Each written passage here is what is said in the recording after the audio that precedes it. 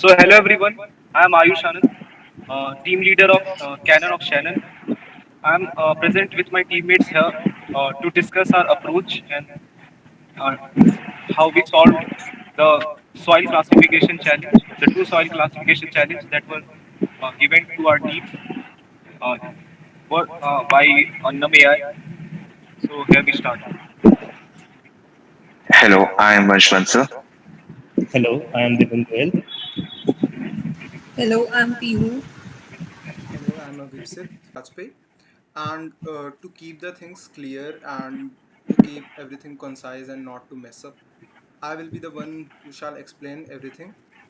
So here is the Jupyter notebook of a first challenge, and uh, it was about classification of four soil types: alluvial, black, clay, and red soil. So we are using TensorFlow for deep learning, and this is the library imports. We are using OpenCV, NumPy, Pandas, Matplotlib, and Seaborn for plotting purposes, and uh, sklearn for the train test split thing. Next, we create the data frame using the Kaggle working directory, and then we have performed some EDA to get an intuition of how the classes are distributed actually. So we can see in the bar chart that alluvial soil uh, dominates all the classes. So uh, it is very important to use a model that balances everything. So first of all, we try to visualize what are the types of images. We can see the alluvial, clay soil, red soil, and black soil. And then we made a function to load the data. And you can just see here that we have kept them RGB, and yet we have normalized all the values of the training data and also the test data. Now we split the data into a training and validation set to monitor how the model is working. We kept a test size of zero point 0.2 of the whole dataset, and the training and validation dataset was prepared. Now, went on with transfer learning. What is transfer learning? First of all, we use a base model.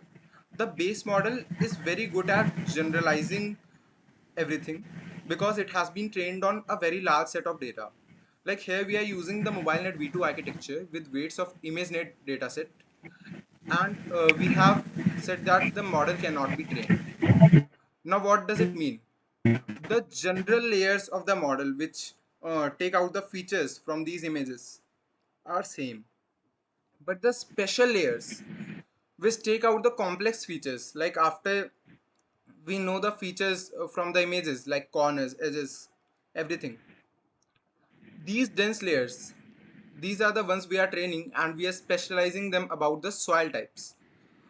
The dropout allows us to reduce overfitting by reducing the functioning of some of 0.3%, zero point 0.3 of the neurons, and the regularizers are also used for reducing the overfitting. In dense layers, we have used the ReLU activation function because it is very good choice in hidden layers. And at last, because there were four categories, we have used softmax to finally classify uh, as what soil type it is. So it gives us set of four probabilities out of which we select the maximum one, and that is the category. Then, while compilation, Adam optimizer was used, and since we used one hot table encoding, therefore we used sparse categorical cross entropy. Accuracy was the metric we were using because TensorFlow does not allow usage of F1. So this is the model summary. We also implemented early stopping so that if there is no much improvement, then we can stop training. The model was trained, and here we have the training curves. This is the accuracy curve, this is the validation, this is the loss curve. We can see that validation is quite near about the training, so that's not a lot of overfitting or underfitting. It is very evident when we see the confusion metric.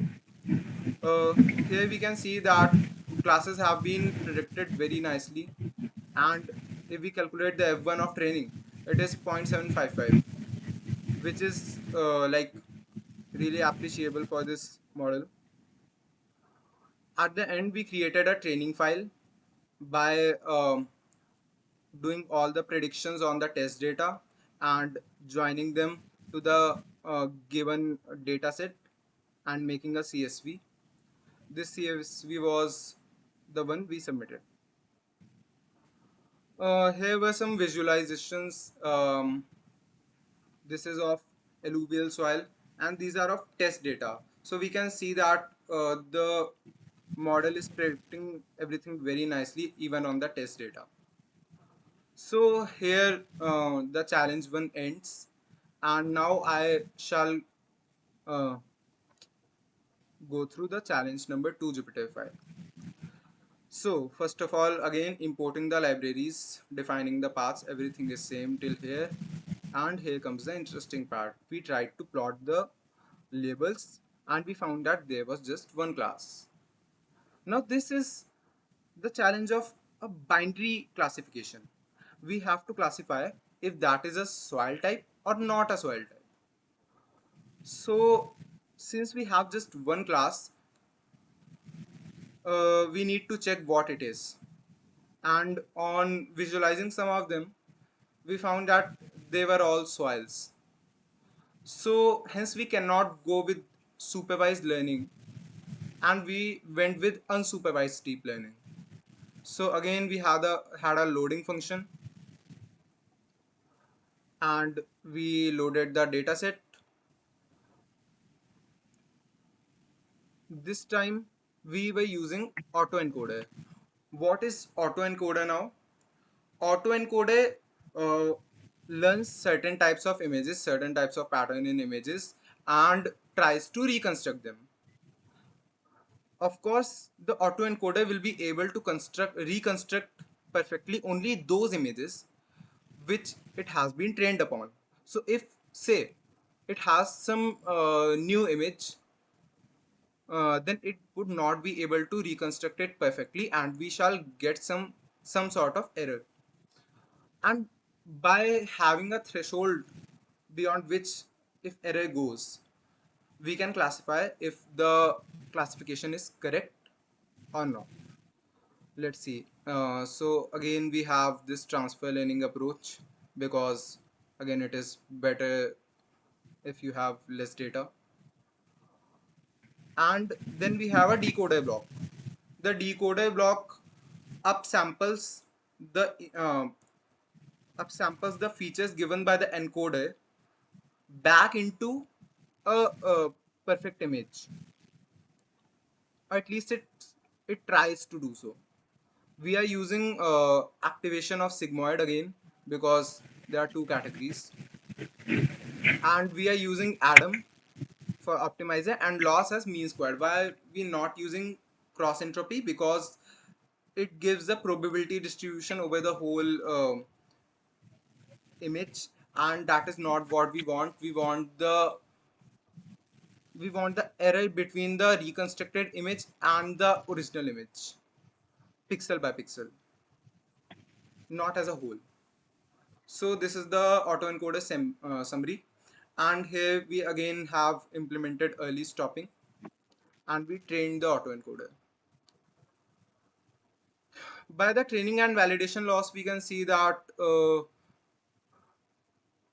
the training is very the loss decrease is very similar, but the resultant loss still is a little significant, and that cannot be prevented a lot in case of autoencoders.